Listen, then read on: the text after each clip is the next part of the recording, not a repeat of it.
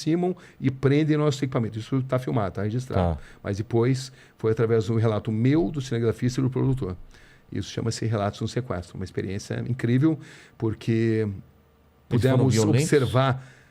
então, eles eram, a partir do momento que eles passam a confiar no começo, eles eram muito agressivos.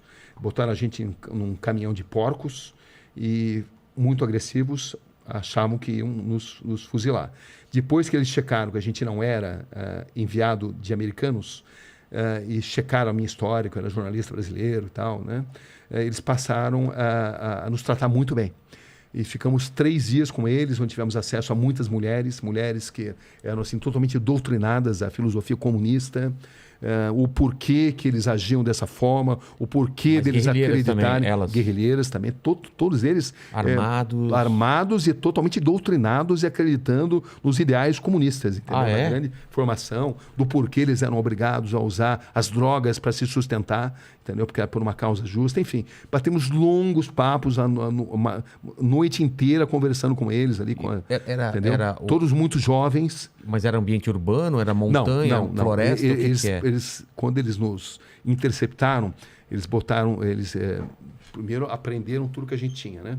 Aí depois nos colocaram numa caminhonete, um pequeno caminhãozinho ali de porcos, que transportava porcos.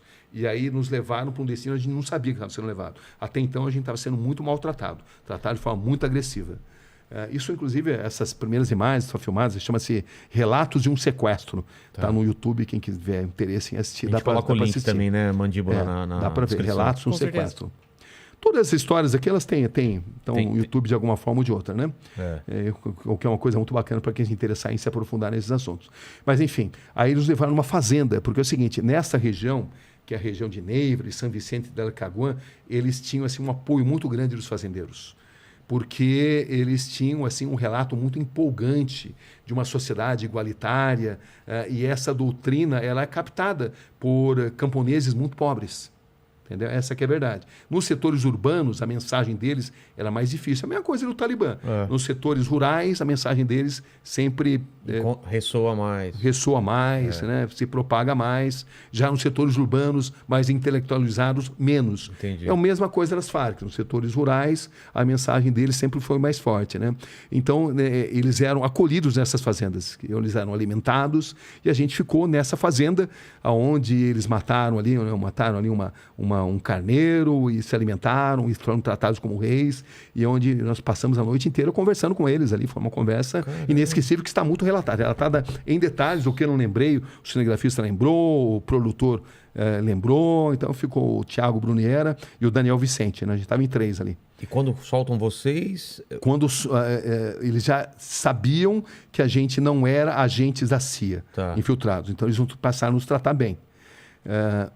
Chegaram até a dizer, em algum momento você pode voltar aqui, entendeu? Mas isso nunca chegou a acontecer. Então, pra você ver como é que é, né? Eu saí para fazer história de brasileiros, que eles confirmaram que ele não tinha brasileiro. Eles falou que existiam brasileiros, me deram vários exemplos, né? Foram cooptados pela causa e vão lutar com eles. Exatamente. Enfim, foi uma conversa inesquecível, né? Mas também me impressionou muito o grau de alienação. Como eles eram assim, manipulados. Tinham um conhecimento geral muito pouco do que acontecia no Brasil, do que acontecia no mundo, porque eles eram muito manipulados intelectualmente. Tinham até alguns boas intenções, eu notava isso, algumas boas intenções, mas eram doutrinados em acreditar na existência de um mundo de fantasias. Entendi. Né? Parecido com um culto quase, né? Exatamente. Muito, muito parecido com isso. Caramba. Isso impressionava muito o entusiasmo, como eles acreditavam na causa. A paixão, né? A paixão, uma coisa muito apaixonante dos homens, das mulheres, e de como eles estavam dispostos a tudo, a morrer por aquilo. Eles estavam dispostos a morrer. Como eu tive a chance de entrevistar guerrilheiros do Hamas, estavam dispostos a vestir uma bomba, e aquilo não era um problema, porque eles acreditavam que iam ter as 7 virgens no pós-vida. Enfim, é um outro tipo de concepção de vida, né? E precisa ser interpretado dessa forma.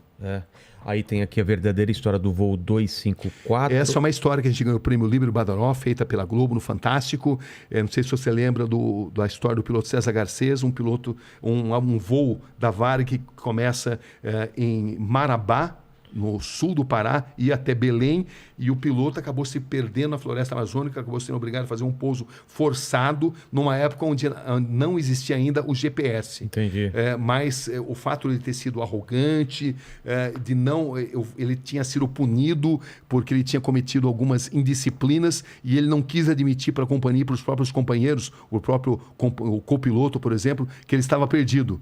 Então, quando você sai do ponto A para o ponto B e se perde, o que você faz? Você volta para o ponto A. Claro. Ele não quis admitir. Porque ele achou que ia se virar. Que ia se virar e nessa 13 pessoas morreram. Meu então, Deus. E na verdade, a grande história foi como o piloto, eu entrevistei o piloto que estava refugiado nos Estados Unidos, o César Garcês, e depois o copiloto, que se chama, né, Nilson Zilli. E no começo as histórias batiam, eram exatamente iguais. Mas aí eu notava que o copiloto não estava falando toda a verdade. Foi uma coisa de feeling. Quando acabou a entrevista, falou, você mentiu. Eu notei que era uma história combinada. Não batia? Não, eu não menti. Não, a história era muito igualzinha. Muito igual ao que o piloto tinha contado em Nova York numa entrevista anterior. Entendeu? Com muito detalhe, os detalhes eram iguais. Eu falei, olha, daqui 2 semanas eu vou te procurar. E você vai me contar outra história. Não, mas não tem outra história. 2 semanas. 2 semanas eu liguei, tá bom, vem aqui. Aí ele contou a história toda diferente com uma coisa, né? O piloto, para provar que ele não estava mentindo, porque o piloto alegava que a Varig tinha distribuído um plano de voo diferente para outros tipos de equipamento. Isso era verdadeiro, e que esse plano de voo não tinha sido suficientemente explicado. Isso era verdadeiro. A Varig tinha uma culpa no cartório, mas ele tirou exatamente ali do voice recorder a parte onde ele admitia que ele tinha sido arrogante e que deveria ter voltado, que a arrogância dele tinha matado aquelas pessoas. O piloto tinha sugerido isso. E que ele tinha matado, não porque foi nos últimos momentos do voo, né? Mas que ele se obrigado a fazer um pouso forçado por causa da arrogância dele. E essa parte ele tirou do voice recorder. E aí, quando eu entrevistei o Zilli, o copiloto, pela segunda vez, ele me deu essa segunda parte. Caramba. Então, foi uma matéria onde tudo deu certo. Além disso, a gente voltou e localizamos numa mata fechada o que tinha sobrado do avião. Então, foi uma matéria onde tudo deu certo, uma matéria impressionante. Nunca havia tido uma explicação do porquê daquele acidente, o porquê de 13 pessoas tinham morrido. E através dos depoimentos, da caixa preta, enfim, de todos os detalhes, dos conflitos do que o piloto dizia, do copiloto dizia, havia passageiro que dizia, olha, eu falei para o piloto, olha, essa cachoeira não existe aqui. Da mesma forma que eu perguntei para o Garcês, porque ele não se orientou pela posição do Sol. O Sol estava numa posição totalmente diversa, ou seja, ele teve várias oportunidades, estava ouvindo o jogo do Brasil, para reconhecer o erro e evitar. E ele não fez isso, né? Mas enfim... Mas é que você está fazendo o trabalho de um investigador, né? Foi basicamente isso. Essa é uma história muito interessante. Muito. As pessoas que gostam aí de questões... De quebra-cabeça, né? Quebra-cabeça da aviação, né? É uma história bem interessante. O Lito veio aqui, já também contou várias histórias. Você conhece o Lito? Claro. Tem um canal... O Lito Cavalcante? É o Lito Souza. Lito Souza. Lito Souza. Tem um canal sobre aviões e músicas. Muito bom. O Lito com certeza conhece bem essa história. Frente a frente com o senhor do tráfico. Entrevista do Fernandinho Beiramar. Essa entrevista tem mais de 20 milhões de visualizações. Eu vi, é absurdo. É um absurdo. Tem uma que tem mais, que chega a 17, aí tem várias outras, juntando tudo a mais de 20 milhões. Para você ver como as pessoas querem saber como é a mente de uma pessoa assim, né? E essa entrevista ela é bem interessante, eu conto aí, porque a gente foi para o presídio de segurança máxima. Até então. Até então era. Ele nunca tinha dado entrevista. Depois ele voltou a falar com outro jornalista, mas essa foi a primeira. Nenhuma tem essa visualização, né? Bom, mas enfim. Eu fui lá para entrevistar o NEM da Rocinha. Tá. Você já tinha agendado. Ele tinha concordado na entrevista. Inimigo mortal. Do Beiramar. Quando eu chego lá, o Beiramar fica sabendo que o NEM ia me dar entrevista. Aí ele pediu para falar comigo. Aí eu falei, claro, vou falar com o Beiramar. Olha... É injusto você falar com o NEM, eu quero falar também. Não, tá bom, vamos falar. Só que acontece depois o NEM desistiu da entrevista. Falou, advogado entrou em contato. Aconselhou ele a não falar. E aí o Beiramar estava tudo certo para dar a entrevista. Mas aí no último minuto, ele falou, olha, pensando bem, eu não vou dar a entrevista. Ele falou, olha, eu pensei que a sua palavra... Eu me decepcionei com você porque sempre pensei que a sua palavra não tivesse curva. E a sua palavra tem curva. Você prometeu, eu estou com a equipe aqui, na verdade a equipe já estava, porque é para entrevista com o Ney, né? Claro. Mas ele não precisava saber disso. Esses caras aí, a Entendeu? palavra é... Falou assim, olha, você mostrou que a sua palavra tem curva. Não, tá bom, então vem aqui. Mas é o seguinte, toda pergunta você vai ter que voltar e me mostrar. O gravado? O gravado. Nossa. Aí eu combinei com o cinegrafista, porque eu percebi que o Beiramar, que é um cara extremamente inteligente, muito inteligente. Eu vi é pelo também jeito extremamente. de falar. Ele só tem algo comparado com a inteligência dele, a vaidade. Ele é muito vaidoso. E aí que você Aí eu falei pegou, assim, olha, né? tudo que ele falar, você faz ok, assim, que você está muito impressionado. Dito e feito. Toda a resposta que ele dava, eu comecei pegando leve, perguntas mais tranquilas, até ir me aprofundando. E o cinegrafista fazia assim, nossa, sensacional. Resultado, não precisei voltar nenhuma pergunta, mas precisei direcionar de uma forma a não parar, né? Porque ele falou, olha, se eu não gostar, eu tenho que parar tudo, hein? E você vai ter que voltar, entendeu? E é o Beiramar, né? Sabemos o que ele é capaz de fazer, né? Total. Mas deu tudo certo, ele até... Foi uma entrevista franca, bem franca, você vai ver, mas ela foi feita com esse ponto de vista estratégico, né? Entendi. Eu tive que usar muita estratégia para chegar a bom termo. E o que você acha sobre isso quando as pessoas falam que... A gente estava discutindo isso antes, vamos colocar essa discussão aqui de novo. As pessoas que acham que essas pessoas não têm que ser ouvidas, não têm que dar palco. Eu discordo, a gente conversou sobre isso. Qual a sua posição sobre isso? Eu acho que todo ser humano tem o direito de contar a sua história. Um repórter, quando entrevista alguém, ele não está avalizando aquela história. Ele não está endossando aquela história. Ele está, inclusive, no caso do Beiramar, por exemplo, fornecendo ferramentas para que as pessoas entendam a maneira do Beiramar pensar e possam, inclusive, se proteger. Eu lembro de um secretário de segurança que dizia que era glamorizar o crime, né? Até se descobrir que esse secretário de segurança tinha relações incestuosas com o PCC. Então, eu parto do princípio que todo ser humano tem direito de contar a sua história, o seu lado da história, desde que o repórter faça a entrevista de uma forma imparcial, com um senso crítico, dando a chance para as pessoas mostrarem o seu lado da história, mas, ao mesmo tempo, fornecendo a oportunidade das pessoas se manifestarem.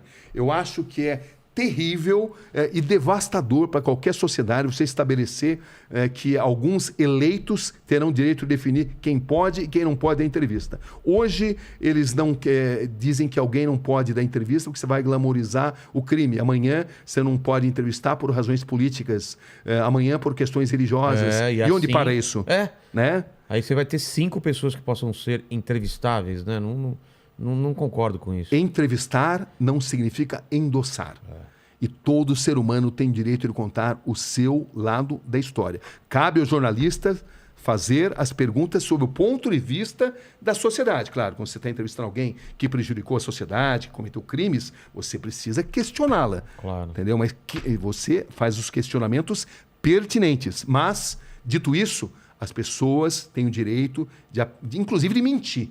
Você não pode obrigar ninguém a dizer a verdade. Até mentir é um direito que o entrevistado tem. Entendeu? Então, eu defendo firmemente o direito que qualquer ser humano na face da Terra tem, sim, o seu direito. É claro que você tem que obedecer o direito do contraditório. Qualquer pessoa que seja atingida tem que ter o direito de se manifestar também. Tudo isso são regras que você tem que seguir à risca. Mas não se censura ninguém. Ponto. E outra, quem fala isso está subestimando também a inteligência de quem está assistindo. É porque uma das principais virtudes da raça humana é a possibilidade do livre-arbítrio. Exato. Quando você diz, não, se você ouvir um criminoso, você vai copiar o crime dele, significa você subestimar o livre-arbítrio. Entendeu?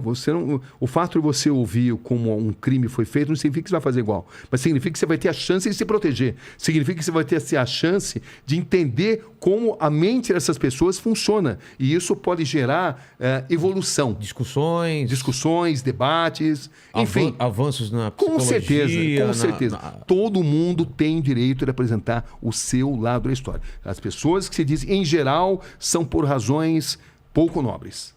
Concordo totalmente. Monstro dos Músicos foi do Ben Johnson. Ben Johnson. E é um Passo da Eternidade. Passo da Eternidade, uma das histórias mais marcantes da minha carreira. Quando a minha mãe faleceu, eu tive a ideia de fazer uma reportagem que partisse da seguinte pergunta: o que muda na vida de um ser humano com a proximidade da morte, quando você sabe que vai morrer? O primeiro passo foi ir num hospital de doentes terminais. E eu estive muito perto de desistir do projeto, porque achei que ia ficar uma matéria muito depressiva. Para baixo. Para baixo.